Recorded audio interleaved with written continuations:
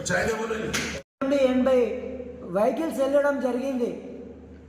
ఆ వెహికల్ మొత్తం దాదాపు 30 కిలోమీటర్ల వరకు గిటంగా ట్రాఫిక్ జామ్ ఉంటే గిటంగా మా నాయకుల ఫోటోలు గిటంగా మీరు చూసి ఉంటారు.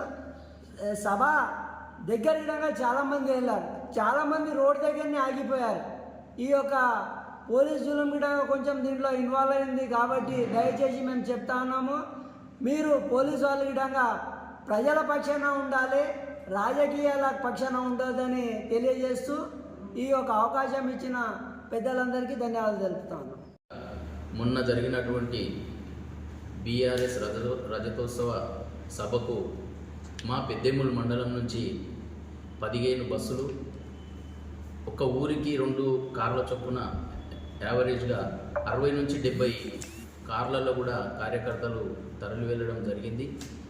చాలా పెద్ద ఎత్తున అనుకున్న దానికన్నా ప్రజలు, ఉదాహరణ తీసుకుంటే గాజీపూర్ మాజీ సర్పంచ్ వీరన్న ఇక్కడొచ్చి బస్సు ఒకటి ఇస్తామంటే కొట్లాడి మరీ 2 బస్సులు తీసుకొని పోయాడు.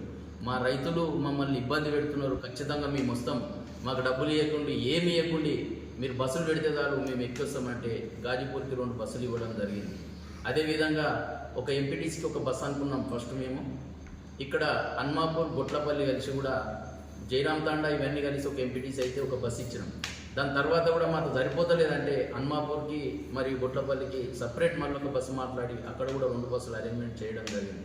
ఈ విధంగా రాష్ట్రం మొత్తం కూడా ఈరోజు కాంగ్రెస్ మీద ఉన్నటువంటి వ్యతిరేకతతో బీఆర్ఎస్ సభకు కేసీఆర్ని చూడాలని చెప్పి ప్రజలు అత్యధికంగా వస్తారని మేము కాదు, ఈరోజు కాంగ్రెస్ పార్టీ ఎమ్మెల్యేనని చెప్తున్నటువంటి దానం. రీల్స్ సీతక్క బస్సు మంత్రి, పర్సంటేజ్ల మంత్రి కలిసి తెలంగాణ సభ అట్టర్ ఫ్లాప్ అని చెప్పేసి కామెంట్ చేయడం జరిగింది. మా సభ, మా కార్యకర్తలు, మా నాయకులు, మేం పెట్టుకున్న సభకు మీరు స్పందించవలసిన అవసరం ఏమున్నది? మీకేం పనిరా మా సభతోటి? మేము ఆ సభ పెట్టింది తెలంగాణ ప్రజల కోసం, తెలంగాణ రైతుల కోసం, తెలంగాణ మహిళల కోసం, తెలంగాణ యువకుల కోసం.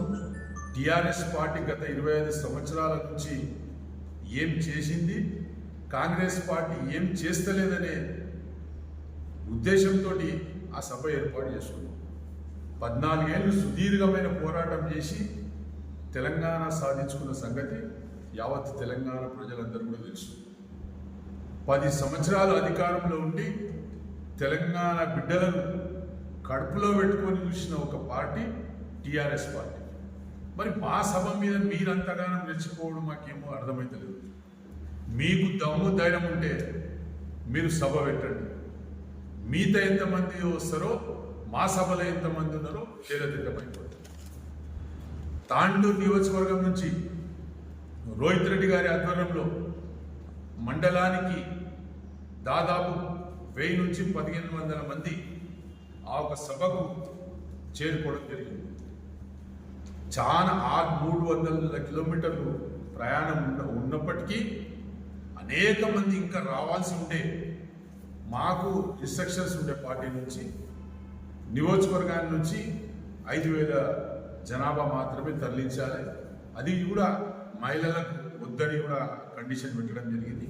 అయినప్పటికీ ప్రజలు విపరీతమైన మా మీద నిరసన తెలిపారు. మా కార్యకర్తలు మాకు బస్సులు పెట్టలేరు అని చెప్పేసి. సరే, ఖచ్చితంగా రాబోయే దినాల్లో కేసీఆర్ గారు తాండ్రు వస్తారు. తాండ్రు వచ్చినప్పుడు 1,00,000 మందితో సభ కూడా పెట్టి చూపిస్తామని చెప్పేసి కూడా ఈ సందర్భంగా చెప్పుకుంటూ, మరి అనేక అడ్డంకులు